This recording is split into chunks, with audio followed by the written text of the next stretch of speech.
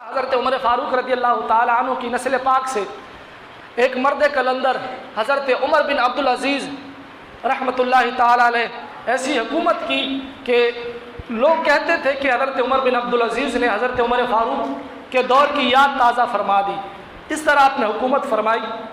تو حضرت عمر بن عبد العزیز رحمۃ اللہ تعالی علیہ کے پاس آپ کی بیٹیاں آئیں اور عرض کرنے لگیں کہ ابا جان کل عید ہے اور ہم نے عید میں کون سے کپڑے پہننے ہیں؟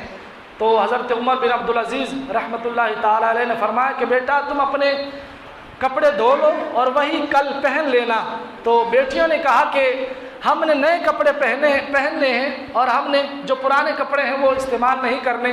حضرت عمر بن عبد العزیز رحمۃ اللہ تعالی علیہ نے اپنی بچیوں کو سمجھایا کہ عید کا دن اللہ تعالیٰ کی عبادت کرنے کا دن ہے، شکر ادا کرنے کا دن ہے اور اس کو راضی کرنے کا دن ہے، تو نئے کپڑے پہننا ضروری نہیں ہے، تم اپنے کپڑے دھو کے کل پہن لینا۔ لیکن بچیوں نے ضد کی تو حضرت عمر بن عبد العزیز رحمۃ اللہ تعالی علیہ آپ وزیر خزانہ کے پاس گئے، جو اس وقت کا وزیر خزانہ تھا، اس کے پاس آپ گئے۔ آپ نے اس سے کہا کہ مجھے میرے 1 مہینے کی تنخواہ ایڈوانس دے دی جائے۔ تو اب سنیے اس وزیر خزانہ نے کیا جواب دیا۔ آج کل کا اگر کوئی شخص ہوتا تو یقیناً وہ اس طرح کا جواب نہ دے پاتا، اگر جواب دیتا بھی تو اپنے عہدے سے ہاتھ دھو بیٹھتا اور پتہ نہیں اس کے ساتھ کیا ہوتا۔ تو وزیر خزانہ نے کیا جواب دیا؟ جب آپ نے یہ فرمایا کہ مجھے 1 مہینے کی تنخواہ مجھے ایڈوانس دے دو، وزیر خزانہ نے کہا کہ کیا آپ کو یہ یقین ہے کہ 1 مہینے تک آپ زندہ رہیں گے؟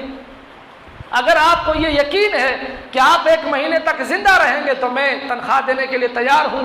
تو جب آپ نے یہ الفاظ سنے آپ نے غصہ نہیں کیا بلکہ آپ نے شفقت فرمائی اور فرمایا کہ اللہ تعالیٰ تمہیں جزائے خیر عطا فرمائے، تو نے اپنے عہدے کا حق ادا کر دیا ہے۔